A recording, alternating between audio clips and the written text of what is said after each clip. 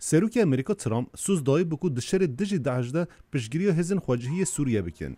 آنها هزا داعش بر به داویه ودچه. بردف که قصر سپید بیجه اف آلیکاری یکی امتر ببه. دما سرکفتنا میادجی داعش دست بکر پلانا ما او بوکو خلافتا داعش با آوائه کی فیزیکی تیگ ببین. امنها دکارین آریکاریا لشکری لسر هنده گروپان کم بکین. لی اف نای واته کو اموی همی آریکاریا جبوهن گروپان قد بکین. سروک وزیر ترکیه بریار ترامپ به کیفواشی پیشوازی کریه. لی قصر سپید پشراست نکریه کو ترامپ سوزک ده سروکومار ترکیه. Mr. Trump understood.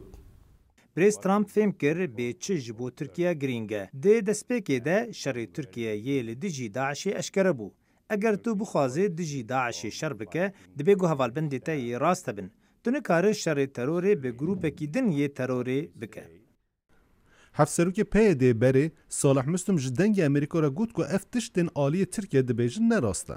رایدار ترکیه دخوازه برا اردوغان دخوازه برا وزیر کار در و بچاوش علومه وانا تشته که دبیجن گوره کیفی خواه فهم دکرن گوره که تباله وانیان خواسته که دلی خواه تیر نزمان لهم حقیقت نوه برای ترامپ باتشتا نگوتو بو برای ترامپ گوتو بو روش هاتی گوارتنا راق روزگار بویه دبه هم جنوبا چکی کام دادنه که برچاو بکن بس بحث خود کرنه و برینه نکرو و تشتی هانا که هاتی گوتن نراست بگو ما ترکیه یه پگی و گروبک ترور نافدکه لیبلی امریکا یه پگی دشری دجی داعش ده هزا هری چالاکدار دبینه.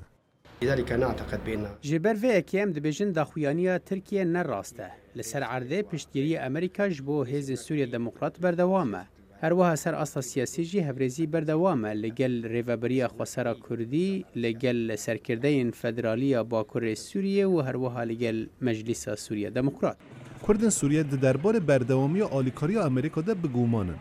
موقف الامریکیین از باور دکم که دما برجامندی امریکا داوی ببه اوی پشگیری خوش با یه پگی راسینه او دیوان کسین دبن دیکتاتوری دادجین یه بتنه بهیله اف سیاست امریکا لباکوری سوریه شر دجی داعش بر بداوی ودچه لی دستلاداری امریکان هین پیشروجا تکیدان به کردن سوریه را دیار نکرینه.